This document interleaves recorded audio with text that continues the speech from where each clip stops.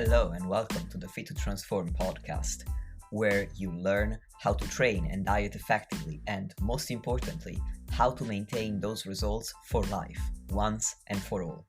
I'm Nikias Tomasiello, a transgender training and nutrition coach working online with anyone who's ready for a true lifestyle transformation, anywhere they may be in the world.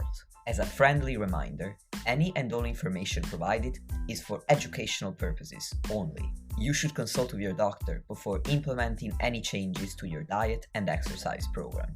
With that disclaimer out of the way, thank you for being here. Now grab yourself a cup of tea or pre-workouts and enjoy. Yo, welcome back to the podcast. Today I have part 2 of my interview on vegan and vegetarian dietary patterns for muscle growth and fat loss with Eric Trexler. Today we're talking about micronutrients of note for vegans and vegetarians, supplements for health and performance, and some spicy questions that we all want the answers to, like, is it true that eating too much soy can affect your sex hormone levels? Without further ado, let's get straight into the interview. So with the protein conversation over, then again, the second concern was micronutrient coverage. So as a vegetarian and vegan, which micronutrients do we need to worry about? Yeah, so this was another one that I mentioned early on about some of the concerns people have, and this one is valid to an extent, but can be easily overcome. So that's why I say, yeah, it's just like with protein, there's a granule of truth there, but it's usually presented as this massive barrier when it's really just not that hard to overcome at all. But someone on a vegan diet specifically, you might want to take a look at a few key micronutrients. And it's not like these are impossible to get. It's just that if you're not really mindful, you might overlook them and come up a little bit short. So vitamin B12, iodine, vitamin D, iron, zinc, and also calcium. And some people are going to say, well, wait a minute, that there's issues with that list because, if I look at the nutrition content for, whatever particular food, I'm seeing, for example, plenty of calcium. That happens a lot with plant-based food sources where people say, well, what do you mean low calcium? There's plenty of it here. The issue becomes bioavailability. So it's not just the amount of the micronutrient on the label or in the food database, but a pretty key element is going to be how much of that did you actually absorb in a usable form. And so with bioavailability, there's kind of two sides of the coin, right? So for some plant-based food sources, the low bioavailability is kind of a pain in the ass, to be honest, because you have to use specific cooking methods or try to lean on supplementation or very specific food sources to overcome that. Fortified foods can be really helpful if you don't want to go the route of supplementation. It's kind of supplementation because they just put it in your food. It's kind of unintentional supplementation.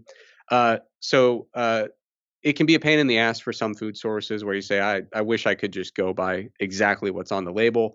But sometimes it's a nice thing. There are some micronutrients that are easy. For example, if you were eating a lot of animal organs, you might get such high levels of certain micronutrients in such bioavailable forms that you actually run into some potential toxicity symptoms of overconsumption of a micronutrient that is just way too bioavailable. So your body doesn't have a mechanism basically of saying, we don't really need this in the active form, so we're just going to fail to convert it. We're going to leave it in the inactive form, right? So there are some instances where lower bioavailability is nice because you can kind of lean on built-in mechanisms in your body to decide how much of it should be converted or absorbed and how much of it should either be not converted or just kind of not absorbed and just kind of let it go. So there's pros and cons to it, but there are some key micronutrients that, like I said, you want to have your eye on. But what's really nice is that they're pretty easy to find. So like, for example, iodine. Iodized salt, just a little bit of it goes a long way. And if I think, if you're on a low sodium diet, I think there might be iodized version of potassium salt alternatives. Maybe, I'm not certain. But iodine also comes in a variety of multivitamin, multivitamin, multimineral supplements. So a pretty standard multivitamin. If you're just looking down the aisle at the store, you can probably find one with a suitable amount of iodine in it.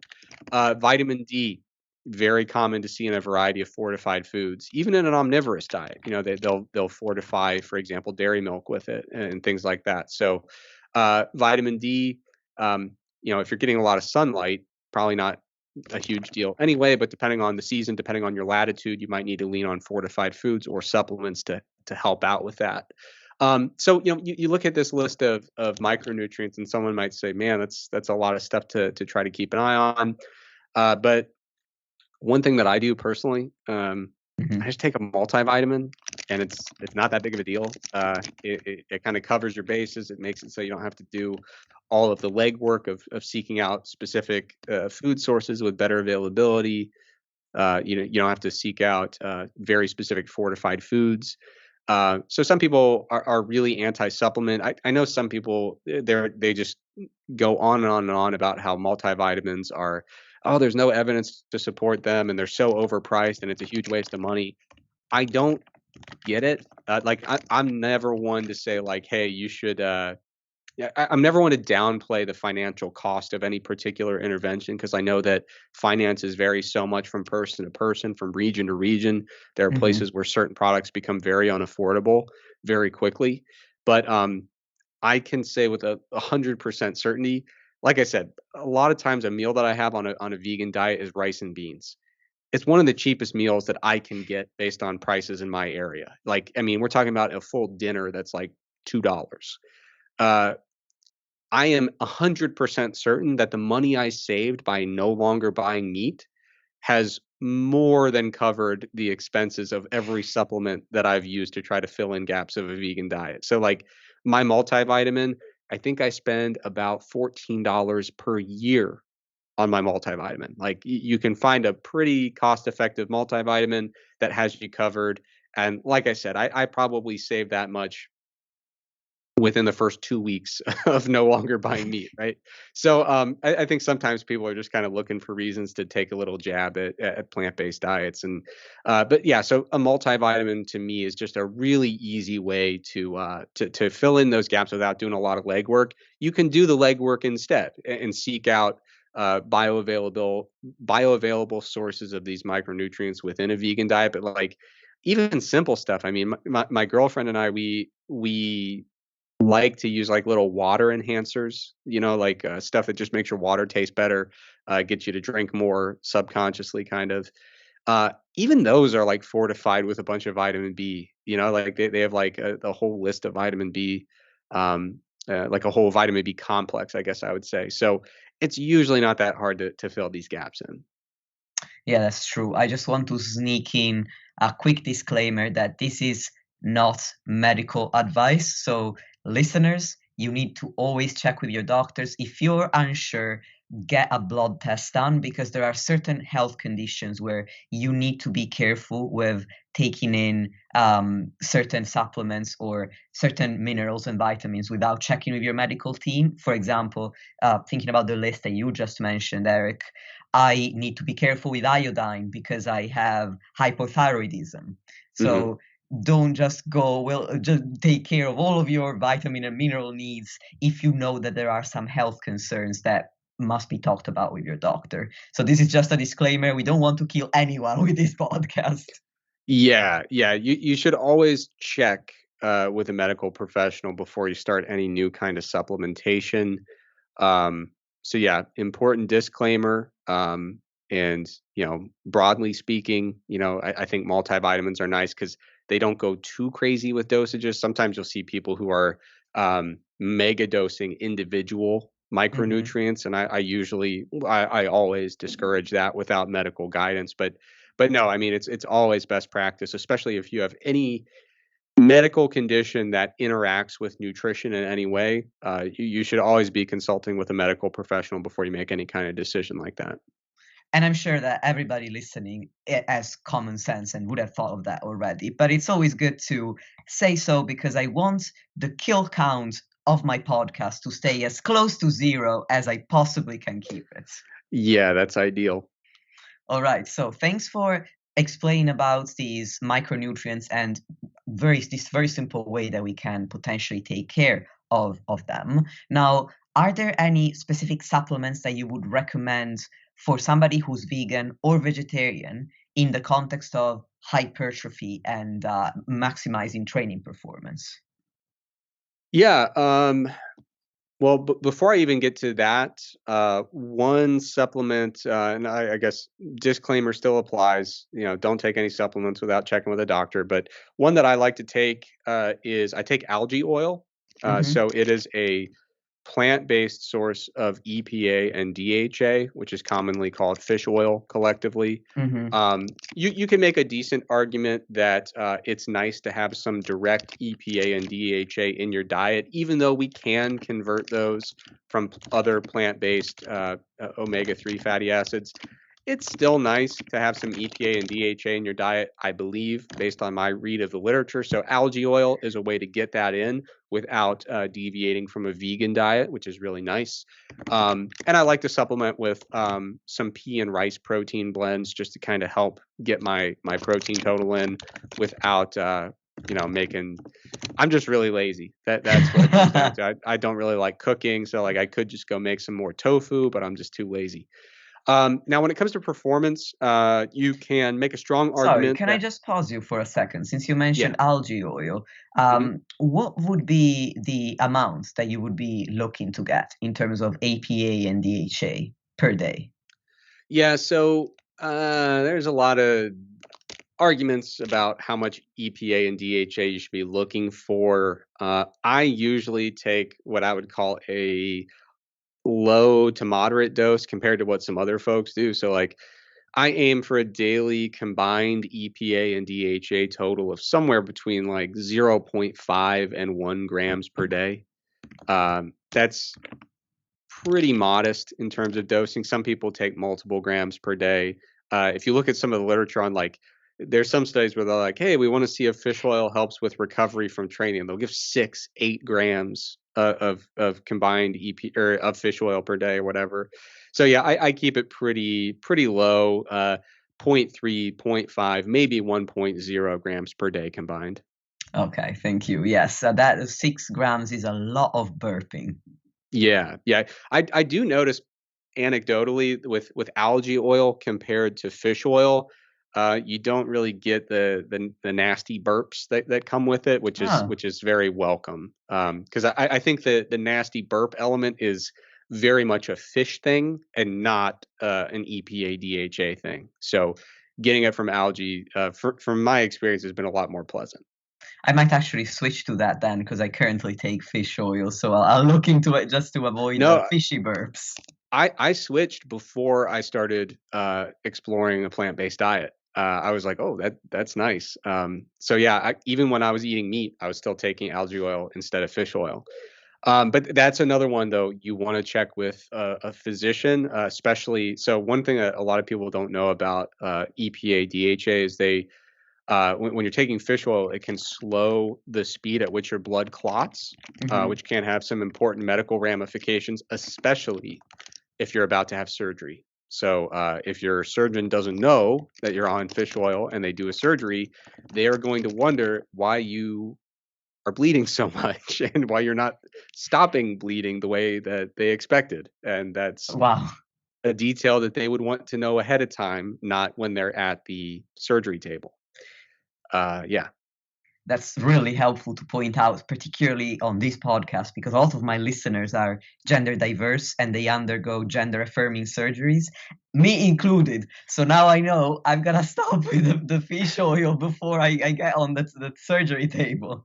So what you would want to do is discuss with the medical team when you know Hmm. you're scheduling a surgery and say, by the way, I happen to be on fish oil. Here's the dose I take. Do you want me to stop at a certain point or taper, kind of reduce the dose at a certain point, but they might tell you for some period of time before the surgery to either lower the dose or discontinue entirely. And when we talk about things like micronutrients, when we talk about things like EPA and DHA, I mean, like, this is like, sometimes I forget to take my multivitamin and my fish oil. It doesn't matter. We're talking about stuff that occurs over months, not Hmm. hours, right? So what we're trying to do with micronutrients, like, you don't really have to get 100% of every micronutrient every single day. What you need to do is over time, make sure you got enough stuff in there floating around. Like EPA and DHA, we build up in our tissues and maintain it for months on end. So it's just about making sure that you don't have glaring gaps in your diet for extended periods of time. Um, so back to performance supplements. Uh, One that you might consider outside of the other just kind of general nutrition stuff is creatine. Creatine monohydrate is the most effective form. There are other forms on the market. None have ever been shown to be more effective than creatine monohydrate, but Hmm. all of them have been shown to be more expensive. They're very, very expensive in many cases. So creatine monohydrate is the most economical and effective version to go for. For most people, 3 to 5 grams per day will be more than enough. You don't necessarily need to do a loading phase. If you go to strongerbyscience.com/creatine, it's got every question you would ever ask about creatine. So I do recommend that article, mostly because I wrote it, but also because I've just been getting questions about creatine for years and years and years. And I was like, I'm just going to put them all in an article, so I hopefully never have another one. Not that the questions bother me, but you can only answer the same question 300 times before you say, "I think I need an article." That makes sense. And for a Yeah. less biased opinion, I read the article multiple times and it's awesome. So definitely check it Thank out, you. listeners.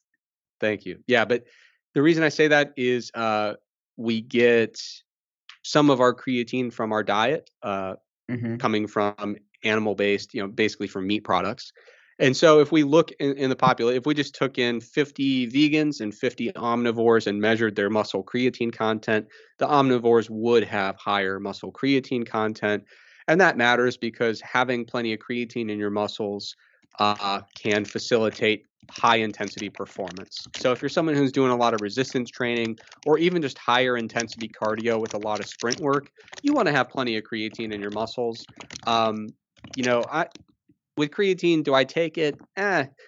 If I'm really like gearing up for a pretty intense phase of training, I take it. But you know, sometimes my nutrition kind of just or my training and my athletic goals kind of fall on the back burner because I'm more focused on other things, and that's okay. During those time spans, I honestly don't take it much.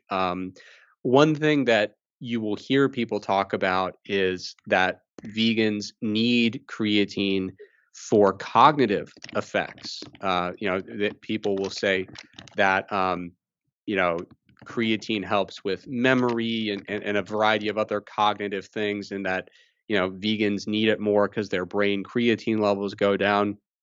Surprisingly, that, as far as I can tell from the literature, that seems to be a misconception. I've looked at the literature. The evidence appears to indicate there's really no strong evidence that vegans have less creatine in their brain than omnivores. They do Hmm. have less creatine in their muscles, but the regulation of those different creatine compartments is different. And brain creatine is critical to cognitive function. And so I think that the human body is just simply too robust to let brain creatine levels get too low. And so, yeah, when we compare the brain content of omnivores and vegans, it actually seems to be similar. And the one study that people use to suggest that vegans need creatine for mental acuity and memory and cognitive outcomes, it's actually just a blatant misinterpretation of the results. If you interpret the results literally, it actually indicates not that creatine had a more favorable effect on vegans who needed it more. It actually literally would indicate that for some reason, creatine made omnivores dumber, and it didn't do that to vegans. And of course, it was just fluke. It was a fluke, in my Hmm. opinion. But it actually indicated literally that memory was impaired in omnivores, but not impaired in vegans. And through the game of telephone, that became, oh, creatine is extra good for vegans for memory. And then through more games of telephone, people just kind of assumed, oh, yeah, well, I guess they probably have lower brain creatine. So, of course, it helped them more because they need it more. And that's just Hmm. simply not what the study showed at all. So, if you're interested in high intensity performance, creatine would be a nice bet. Uh, but you don't need it for cognitive outcomes, as far as I can tell from the literature. You don't need it any more than an omnivore would. Okay. Um, one other thing that you could kind of make an argument for maybe would be beta alanine. There's some there are some arguments back and forth about whether or not it would be expected to have a more pronounced impact in vegans or vegetarians compared to omnivores.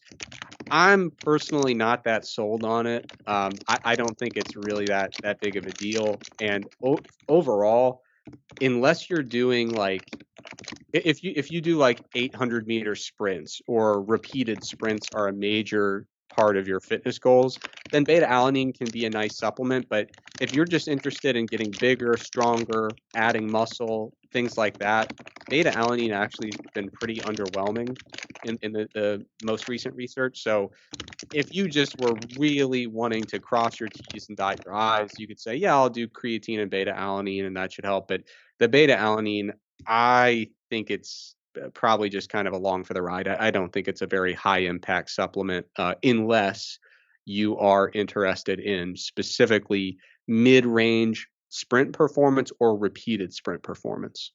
Since you mentioned 3 to 5 grams of creatine, how much beta alanine would you say? Well, that's an interesting question, because there's a recent meta-analysis indicating that, or suggesting that, essentially all of the studies on beta alanine have underdosed it. Oh. But it's very speculative. It's kind of a modeling study, but I take it seriously because it's uh, essentially from the guy who popularized beta alanine as a supplement. He like put it on the map, so he knows more about beta alanine than anyone I've ever talked to. Hmm. But generally speaking, with beta alanine, you're going to be looking at about 6 grams a day.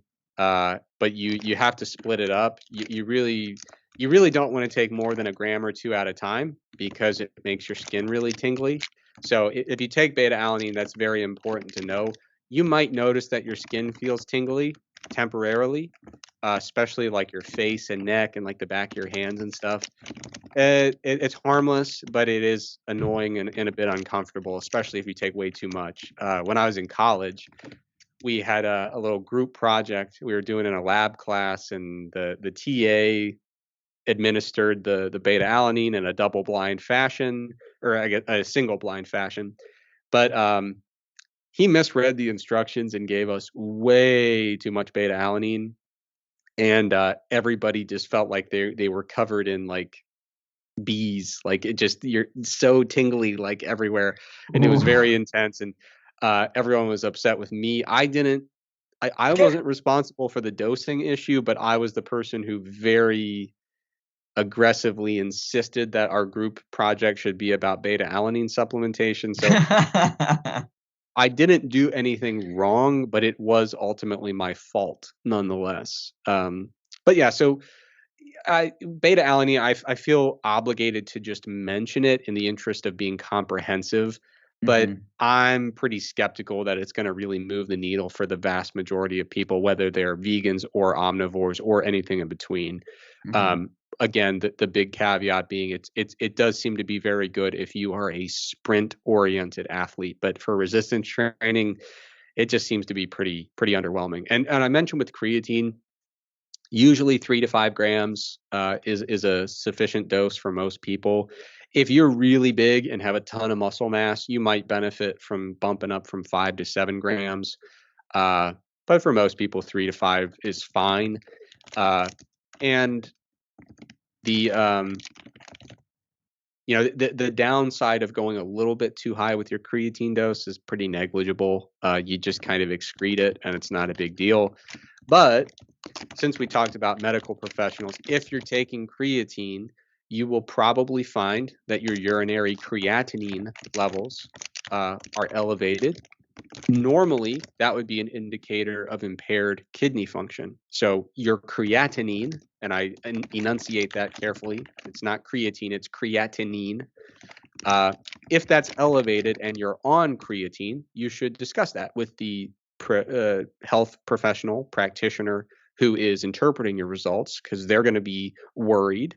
And if you don't know about that, you will be worried. There's you can find on almost every nutrition and fitness what are they called, message boards or forums, you can find several thousand threads of people who say, hey, my doctor said my kidneys are failing, what do I do? And in most cases, it's just it's a false positive caused by the creatine. Yeah, I have a personal anecdote on that. Fortunately, I already knew about creatinine potentially going up when you take creatine, but my doctor didn't know I was lifting. So my lab tests came back and he was like, your kidneys do not behave like I would expect from someone your age. Yeah, and that's important. So if you are someone who is lifting hard and eating a high protein diet and taking creatine, it's very likely if you go get a generic blood panel, your liver enzymes are going to be a little bit out of whack. Your kidney indicators are going to be a little bit out of whack. You'll probably have elevated creatine kinase, which in normal circumstance would be indicative potentially of certain forms of cancer or a pretty important heart issue. So yeah, if you're into this kind of lifestyle, you might have a doctor very worried with your blood panel. But the thing that's tricky to communicate to people in this space is we should not overreact and not be terrified by a slightly abnormal blood panel when it comes to those particular outcomes. But we also shouldn't necessarily assume that there is absolutely nothing to be worried about. There are health issues that do occur. It's a precondition of being a human being. And so it's not always a terrible idea to, you don't want to just ignore it, but you want to have a nuanced conversation with a health professional, hopefully a very good practitioner, and say, what do you think we should do here? Do you want me to maybe cease supplementation for a couple weeks and take a couple weeks of really chill training and retest and see if the numbers stabilize? If so, that would be indicative that things are good to go.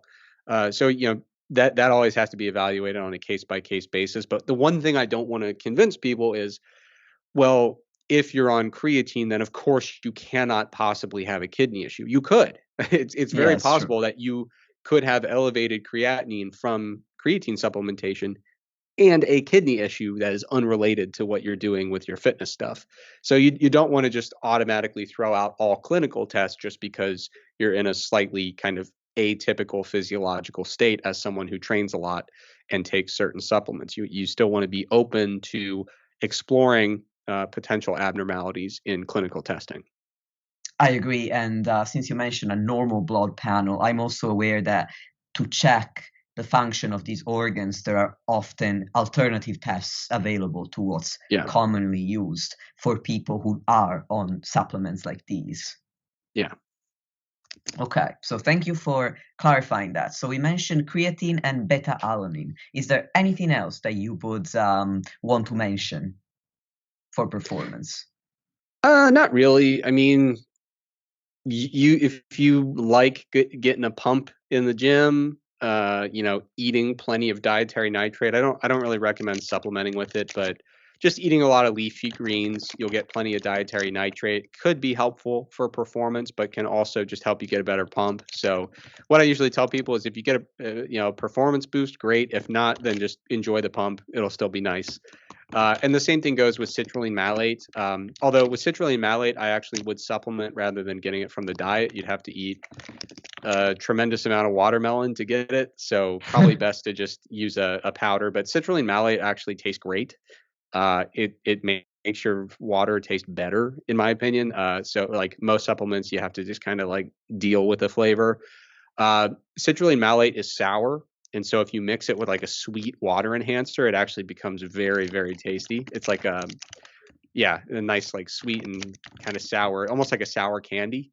But Citrulline malate, if you dose it at like 6 or 8 grams, there's some research indicating it can enhance performance.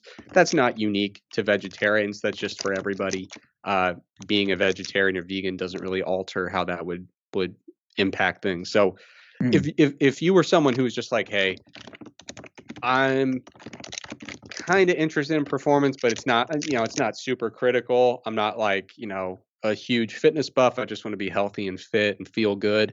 Then you probably don't need creatine, beta alanine, any of this other stuff. If you wanted to do just like the easiest, most basic, like what's the one thing that might really move the needle, I would say creatine. And then if you said, hey, I'm really into fitness, I don't mind, spending some money for some pretty minimal returns, but I want to just go for it and really, boost my supplement stack. In Mm-hmm. that case, I'd say, yeah, then it would be creatine, beta alanine, citrulline malate, taken an hour before workouts, and just eating dietary nitrate in your day-to-day diet. I think that would be kind of hedging your bets and really putting everything into the stack there. Perfect. And then just to summarize, supplements in general, or at least micronutrients of notes, then you personally take a multivitamin, and you would also recommend it to cover your basic micronutrient needs, and then potentially algae oil, and then a vegan protein blend to supplement your daily protein intake if you need it. Yep, sounds right. Perfect. Thank you very much. That was super helpful. Now, the final concern you mentioned was the impact of a vegetarian or vegan pattern on some key sex hormones, particularly testosterone. I've heard this as well from both transgender men on testosterone therapy and cisgender men being worried about their soy consumption tanking their testosterone. So, how valid are these concerns? Well, this is the easy one. Just not valid. Yes. Uh, just not. There's a lot of research looking at some pretty high intakes of soy protein products, and they look at some really nuanced indicators of androgen hormone action and estrogenic hormone action. It just doesn't matter. It doesn't move the needle. This one falls squarely in the world of myth rather than reality. If you wanted to suggest that there's maybe a granule of truth, there's like a couple case studies of people with very, very atypical diets who are just like almost on like pure soy diets as an adult. And and they're, they come in with hormone profiles that aren't quite typical, or kind of outside of the reference range. But I mean, we're talking about a couple like fluky instances with a really unbalanced diet that just doesn't, Mm. for a variety of reasons, the diet just doesn't make any sense. Within the context of a balanced diet, even soy intakes at levels that no one would ever regularly kind of maintain, they just don't seem to move the needle when it comes to androgens and estrogens. So it's driven by a lot of mechanistic concerns about the concept of phytoestrogens, but practically speaking, it's irrelevant, and we can really just kind of discard that concept. I don't know if you would know off the top of your head, but just to give some perspective, would you know some numbers? Like how much soy were they consuming when you say Uh, that they were on a really high intake? So with the case reports, I know examine.com has a nice web page about this. I Mm-hmm. don't remember the exact numbers from those case reports, but I can tell you from the study that was done at the University of Auburn, where my buddy Cody Hahn was doing his PhD work. He was an author on the paper. I don't know if he was the first author. He might have been, but Mm-hmm. they were giving doses up into like if you were getting 80 grams of protein a day just from soy, they were seeing nothing, So, and so then you can imagine, okay, well, if 80 grams a day of soy protein literally has no impact on these outcomes, how much do I have to consume to not just make a measurable impact, but an impact that is large enough to physiologically matter? I mean, we're talking about getting into ranges where it's just really astronomical. So It would be inappropriate to say that there is no range at which this could theoretically cause a measurable impact. But if you really wanted to say, okay, I need to tighten this thing up, I mean, practically speaking, it's exceedingly unlikely that you're going to reach a level of soy intake that this becomes a concern. But if you have a lot of protein coming from like tofu or soy protein products, if you wanted to just give yourself a limit, 80 grams a day, which not hard to stay within that's a pretty high intake. And again, that's not the point where we see measurable changes. That's the point that was measured in that study that showed no measurable changes. So it's almost certain that the actual number is higher than that. That makes sense. Thank you. I don't want to put you on the spot because you might not know enough about this, but we are talking about um, sex hormone levels in people who don't supplement with exogenous hormones, correct? Yeah, yeah. So if you do supplement with, let's say, exogenous testosterone, there's even less cause for concern. Would that be accurate? Oh, hell yeah. Hell Okay, yeah, awesome. for Because sure. again, this is very common even in the transgender community, and I just want to dispel this myth. If you are on testosterone therapy, there is essentially no way that soy could affect that. Yeah, I mean, the testosterone is there because you put it there. Like Yes. you don't you don't even have to like rely on like I hope these endogenous processes create it. It's like you put it there. It is there. Yeah, so definitely in the case of exogenous testosterone administration, any concern within that realm is alleviated to a dramatically greater extent for sure.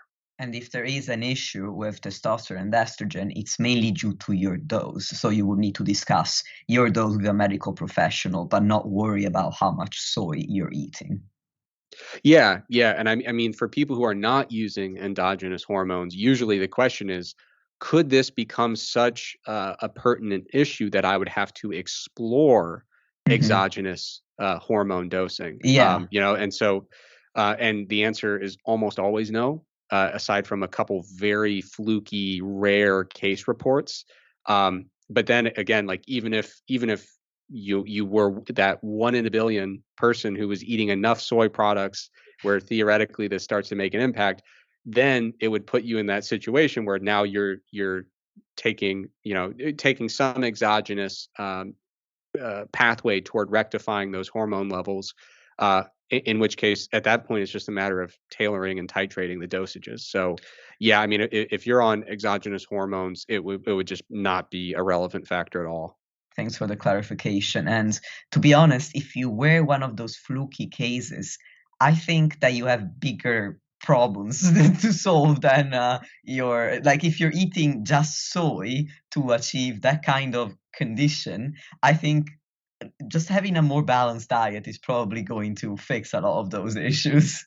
Well, yeah, that's kind of what I was implying or getting at is that like when you look at those case, I remember the last time I looked at those case reports and just kind of looking at, okay, if you're consuming that many soy products, is there room for like virtually anything else that would go into Exactly. a balanced diet? And the answer is no. And so yeah, it's we're in those case reports were hormone values kind of out of whack, yes, but that was almost like the least of the concerns when you consider just how ineffectively constructed the diet was. Just a completely unbalanced diet that is not checking the basic boxes for effective diet construction. So yeah, it's you don't want to be in that position for a variety of reasons that have nothing to do with testosterone. Perfect. Thank you. And on that myth busting note, I think that we covered almost everything. I'm saying absolutely would be a bit much, but we covered a lot that somebody would need to know if they wanted to go vegan or vegetarian, if they already were, and they were also interested in maximizing hypertrophy and body composition changes. So, Eric, thank you so much for essentially lending me your brain for an hour and a half. In addition to Stronger by Science, Mass, and Macro Factor. Is there anything else at all that you would like to plug? Nope, that's it. That's all. Perfect. Are there any other closing words that you feel you would like to share with the audience?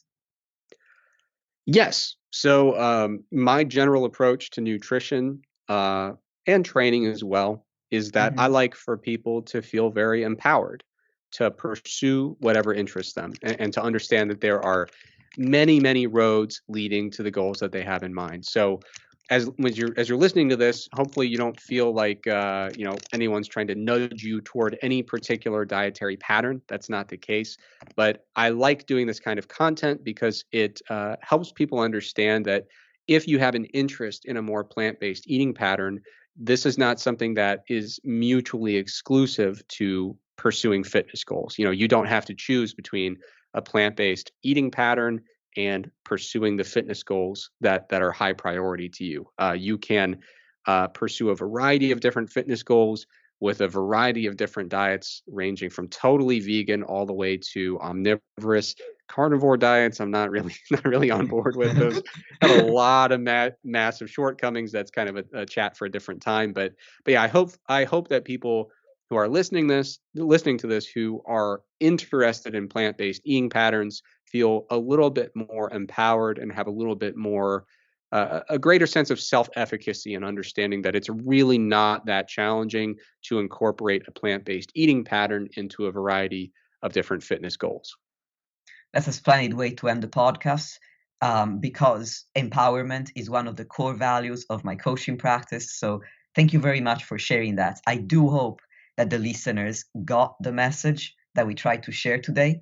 So, Eric, thank you again. Listeners, thank you as well for tuning in. If you're interested in anything that we talked about, you'll find all of the links in the show notes, and we'll speak again next time. And that's the end of my interview with Eric Trexler. I would love to know what you thought of it, and thank you very much for listening.